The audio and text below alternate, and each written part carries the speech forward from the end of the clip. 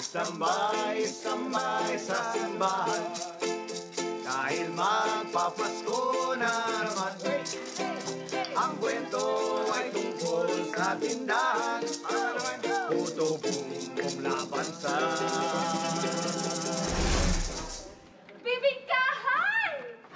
Yung bibingkahan ni Esteban, yan talaga yung buwisit sa buhay ko eh. Bakit ako? Ikaw ang buwisit sa buhay ko, no? Dapat nga isara mo na yung putubumbungan mo. At saka, excuse me, it's not Esteban, it's Stevie. Pasa mo naman, di ba? Stevie! Bakit mo ba ako pinapalayas, ha? Nag-threaten ka ba sa tindahan ko? Ha? Oh, ang dami mo nang ang benta, sa akin walang kumakain eh. Alam ko na. Insecure! Na-insecure ka sa beauty ko, no? Sa ganda ko. Gawa na. Selos ka. Insecure? Sa'yo? Oh. Mas malaki matindid ko sa'yo, no? Ano ba ako?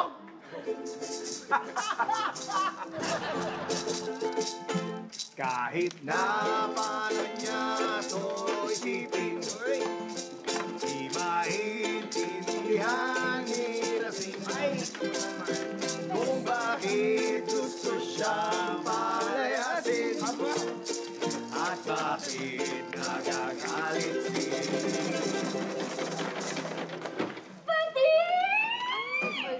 Puti na lang dito ka sa akin kumakain.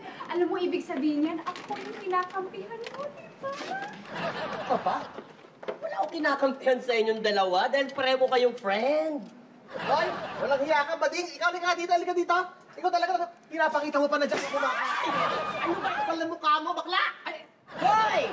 Hindi nga! Kaya ako kumakain dito dahil gusto ko lang nito. Ano ba ito, masyado ko namang high blood? Pwede ba? Magkasundo na nga kayong dalawa. Ayoko nga makipagkasundo dyan. Ay? Lalo na ako, bakit di ka lumalayas dyan? Ayoko makipagkasundo sa'yo. Uy! Oh, bibili ka ba o hindi? Parang masisira na ang Pasko. Kailangan matapos ang issue. Pati simba gabi apektado sa away ng mga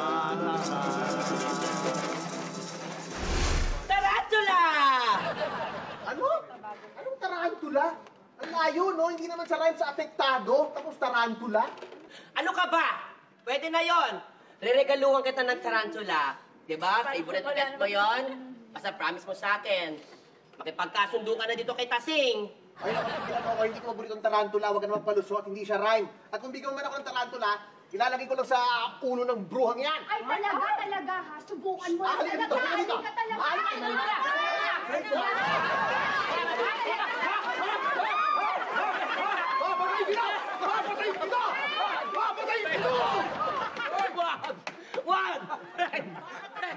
Kumalma kayo! Papatay kita! Friend! Teka! Oh, shh! Kumalma ka. Ganito na lang, may naisip ako. Ano? Stevie, alam ko na ang gusto mo, Stevie. Ano? Alam ko rin yung solusyon sa away ninyong dalawa.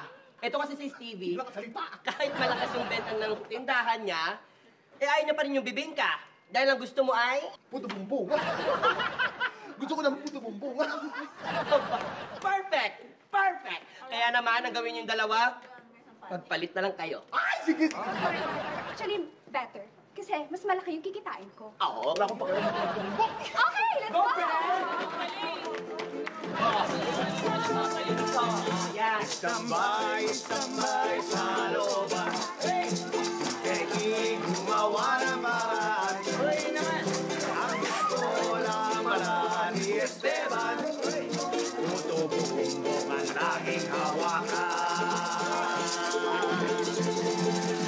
Excuse me. It's not Esteban. It's Stevie. Stevie.